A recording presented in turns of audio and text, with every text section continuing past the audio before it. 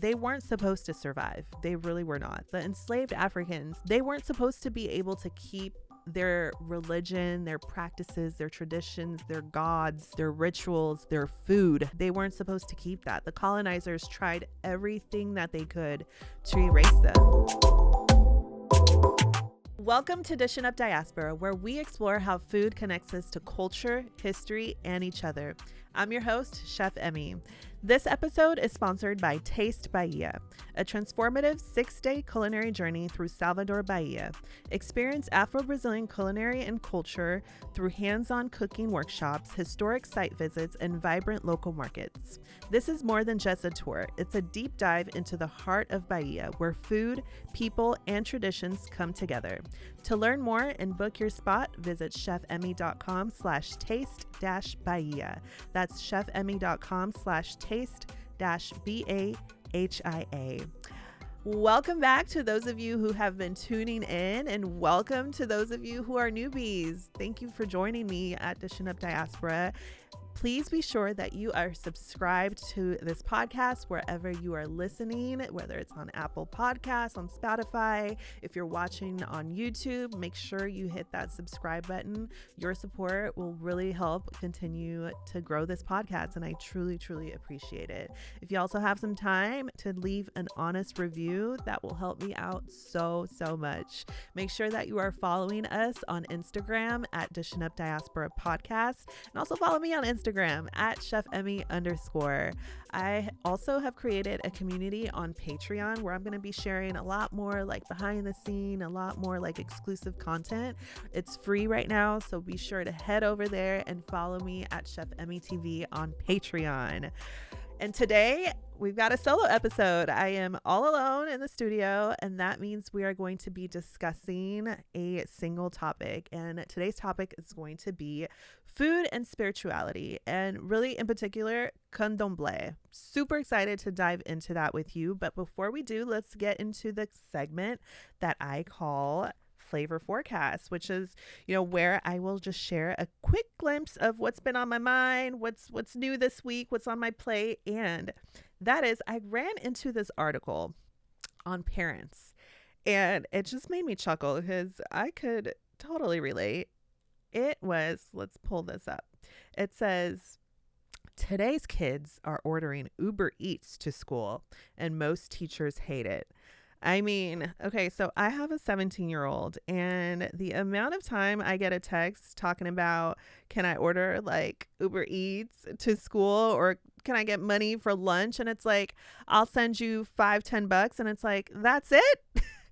Girl, what are you eating? You are 17 years old. Why do you need so much more? But I will say that food prices are no joke. But this article really had me chuckling. I can't even imagine back in the day being at school and like just pulling my phone up and ordering some food from whatever restaurant, whatever I wanted, and having it come like delivered straight to the school. Like, these kids nowadays are living a whole completely different life.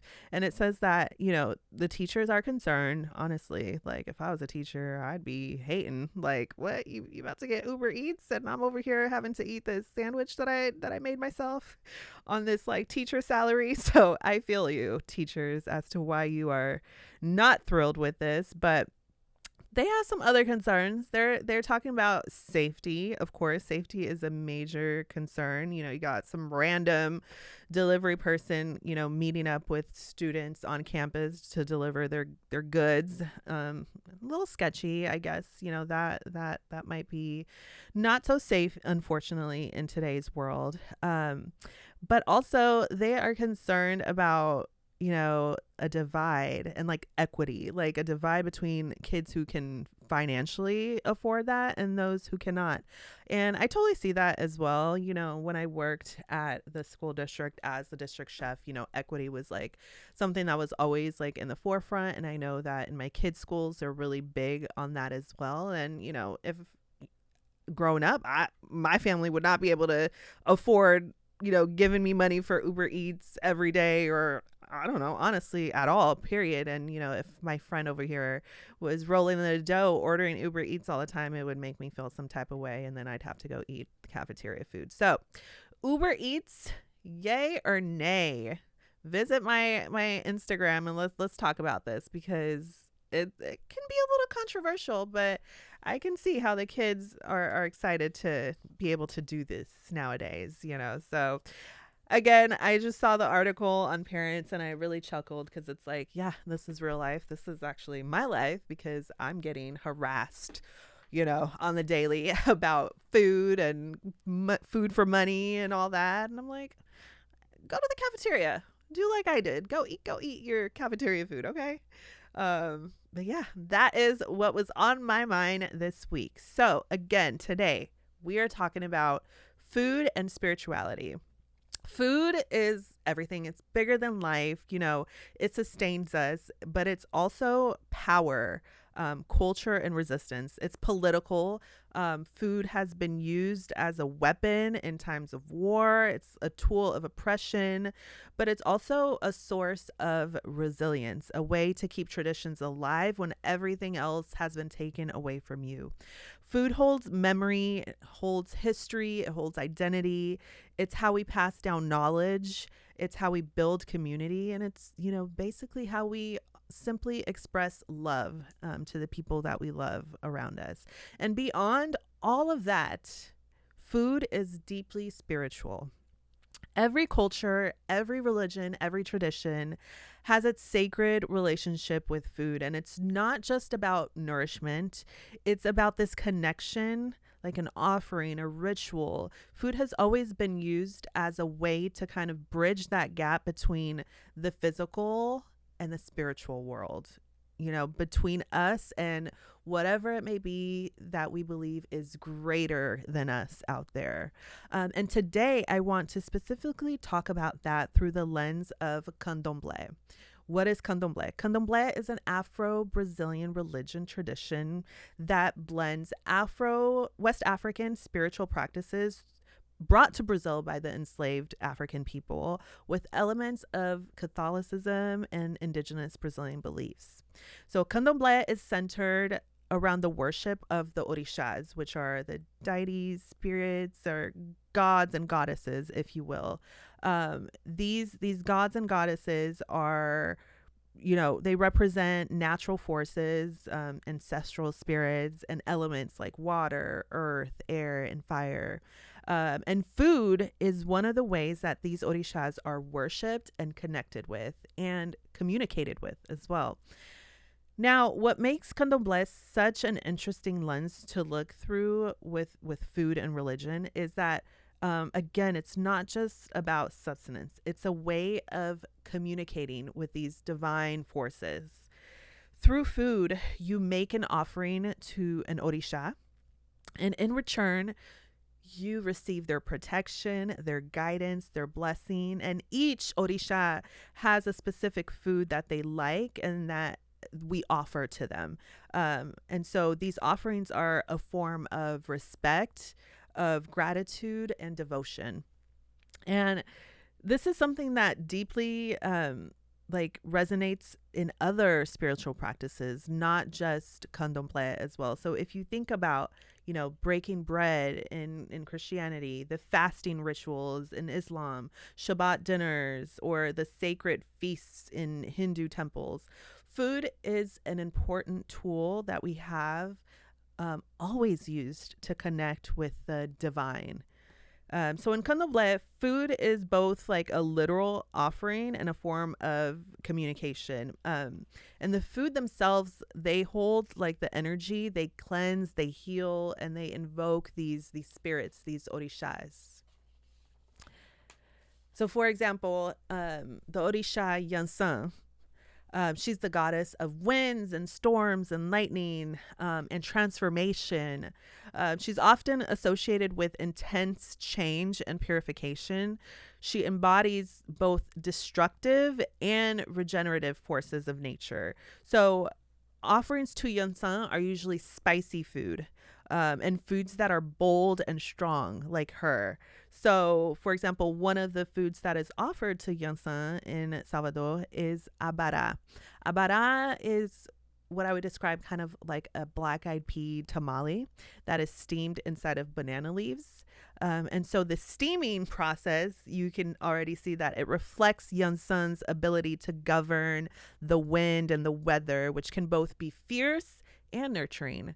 And the use of banana leaves is seen as both like a protective and sacred like thing where it's like enveloping the food in a way that like connects the offering to the earth. So it's really incredible and such a spiritual experience to prepare food for the orixá that you are connecting with and share these foods. You're engaging with something that's much larger than yourself.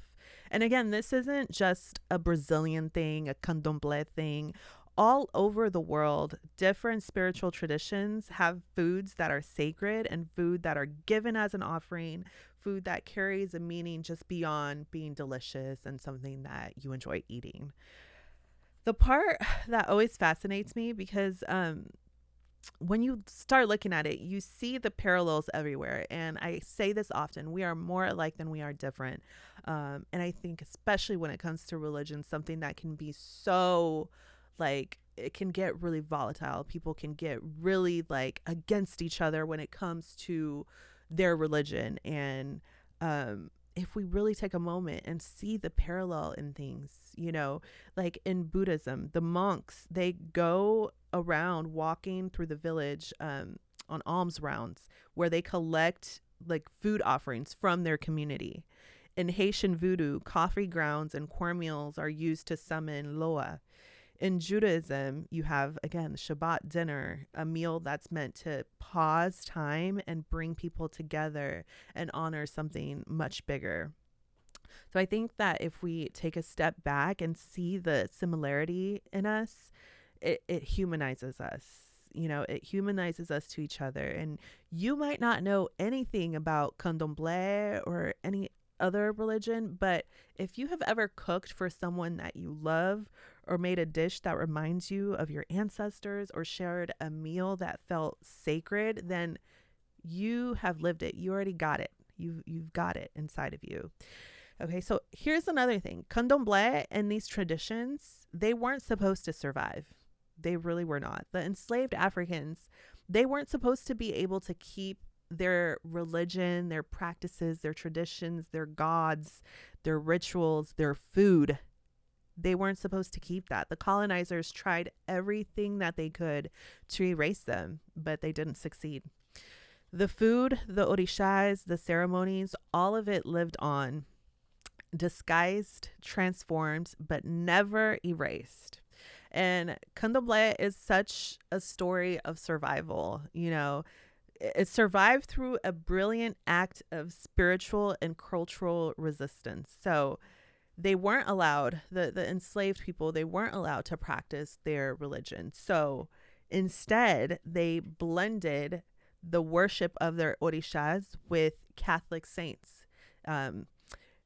The enslaved Africans, they were forced to adopt Catholicism. They began to associate their orixás with the Catholic saints. For example, Yunsan, again, the goddess of winds and transformation. She's often linked to Saint Barbara. She's syncretized to Saint Barbara in the Catholic religion. This was like such a innovative way to keep their spiritual practices, their traditions, something that they knew and was familiar to them from home. And eventually these syncretized practices just became a natural blending of Catholic religion, indigenous people's beliefs, and the African spiritual beliefs. And it became what is Candomblé today in Brazil. In the Catholic Church, for example, Fridays are devoted to the Passion of Jesus, especially Good Friday, which is coming up. In Candomblé, Fridays are dedicated to Oxalá, the father of the orixás, and he's associated with peace, wisdom, creation. On Fridays, many followers wear white. They avoid eating red meat. They offer white foods like corn and coconut and rice in Oxalá's honor. It's a day of purification, a day of slowing down, cleansing both physically and spiritually, and showing reverence.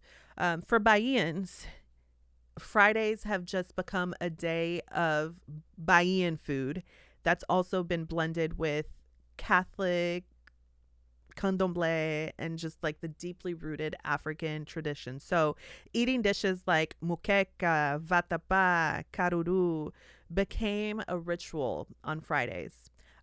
Both because, again, that meatless option, that seafood, they're seafood dishes. But these dishes also include the sacred ingredient dendê, red palm oil. So in Candomblé, dendê isn't just a food, it's a connection to the divine. It's an oil that is associated with it's the oil of Shango, another orixá. He's the orixá of justice and thunder. It's also sacred to Yansan, that fierce goddess we talked about. Dendê represents life, energy, and ancestry, a direct link to West Africa, where palm oil has been a staple for centuries. So when Bahian families gather together on Fridays to eat the muqueca, vatapá, caruru, they're not just following like Catholic traditions where they try to avoid red meats and whatnot. They're carrying on a spiritual practice that predates colonization. They're honoring their ancestors, preserving the flavors that survived, and keeping the tradition alive.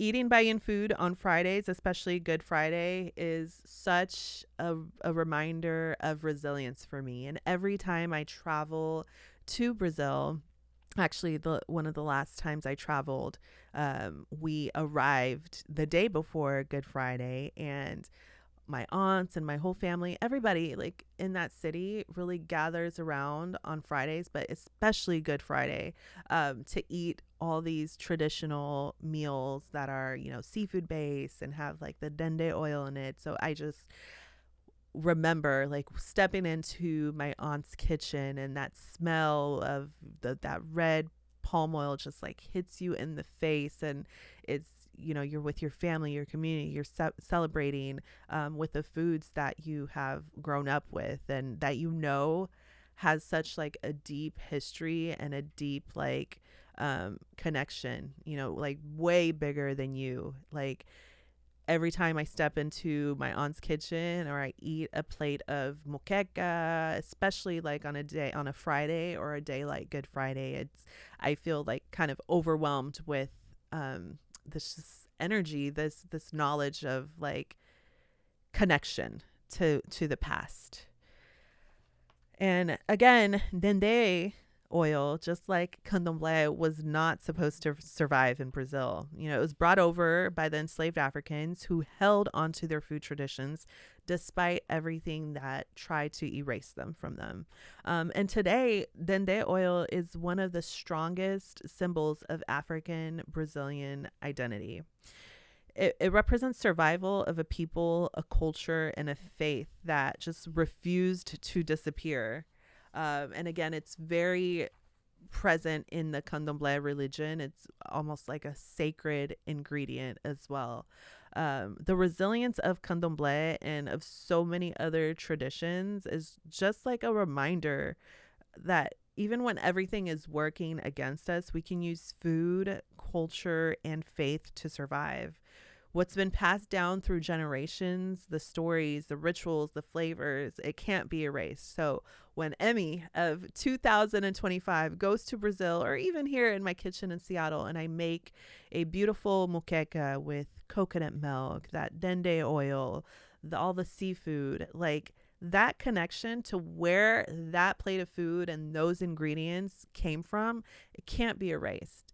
I know that it connects through my ancestor all the way back to West Africa, like that is just a fact, and it's bigger than any of us. And I think that that's why we really need to kind of stop trying to rewrite history and erase history, because it's bigger than us. We can't do it. These stories are just a fact. We cannot change them.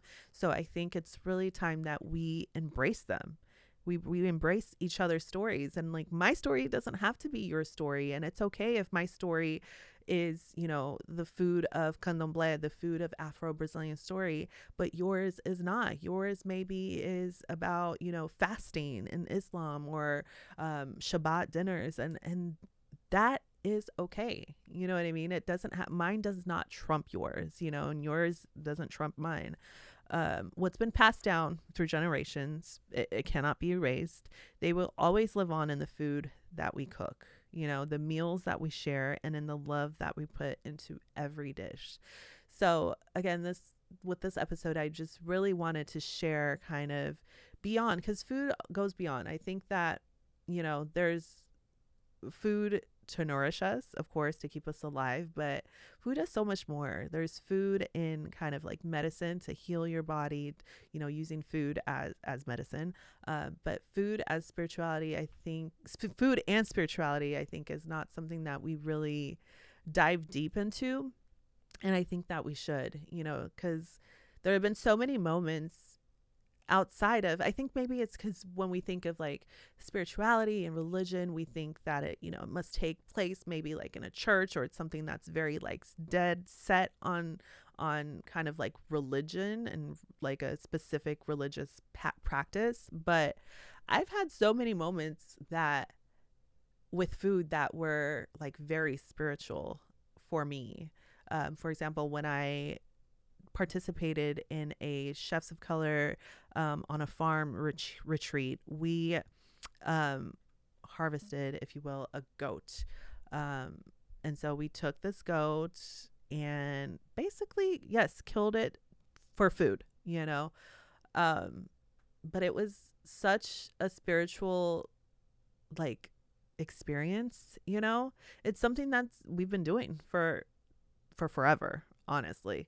But the way in which we were taught in the specific retreat was a very like indigenous, I guess, way of the practice was very like indigenous way of doing it, and just observing, like skinning the goat and breaking it down all the way down to like we finally sat down and had a meal of that.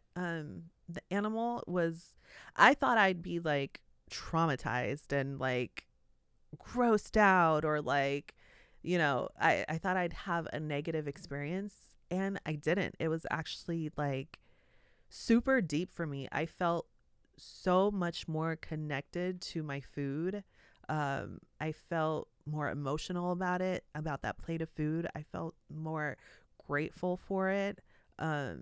And the same thing happened. I also went on like a tour of a beef processing plant. So that meant, the cows are coming through, they're, being killed and processed and into like the itty bitty pieces of steak that we get. And so I, again, thought I'd be freaked out, would never eat a piece of steak again in my life. But even in a setting of where it was like a more factory setting and not like a peaceful like farm, and we're doing this in a way that was like more private and more special, it's still, the factory part of it still felt really spiritual, and I left there feeling even more sense of deep gratitude for these beings that were kind of like giving their life to me, to feed me. So even when I talk about food and spirituality, it's just like in those moments where you are really connecting to your food, no matter if that's like connecting to that piece of steak was a living, breathing animal at first, and kind of like sitting with that and connecting with that and being thankful and grateful for that animal to nourish you and your body, or it's eating a beautiful moqueca where you're enjoying the dendê oil that has such a rich history that connects us, to the beginning of it all with, the transatlantic slave trade. I think that when I speak food and spirituality, it's that connection, that moment in where we are all kind of like connected to something way bigger than us and way bigger than just like a delicious plate of food that we're putting in our mouth to feed ourselves. You know, it's beyond that. I think that the next time you sit down and really breathe in and think about what you're eating, where it came from, literally, like, where did it come from? Was it an animal that sacrificed themselves for you? Where did it come from? Did it come from a different country, a different background of people? And what happened to those people that created this ingredient and dish? You know, like, if you take a moment to kind of really pause and think about those stories, like, you'll feel deep in yourself, like, just a sense of something greater. And I think that that's a beautiful experience. All right. Well, that is it for today's episode. I hope that, you know, you really were able to learn a little bit more about food and spirituality, and how we are, again, more connected to each other and kind of more connected to the greater whole than we are not. And again, I hope you take a moment the next time you're eating a plate of food to kind of pause and observe what's on your plate, and just kind of like think a little bit more deep about where it comes from and how did it get there. I'm positive that your experience in enjoying that plate of food is going to be so much deeper, more spiritual, and more satisfying, and you're going to be feeling a lot more gratitude. Thank you so much for joining me again this week on Dishin Up Diaspora. Please tune in again next week for some more amazing stories on how food connects us to culture, history, and each other. And be sure again that you are subscribed to the podcast and following us on Instagram at Dishin Up Diaspora Podcast and at Chef Emme _. See you next week.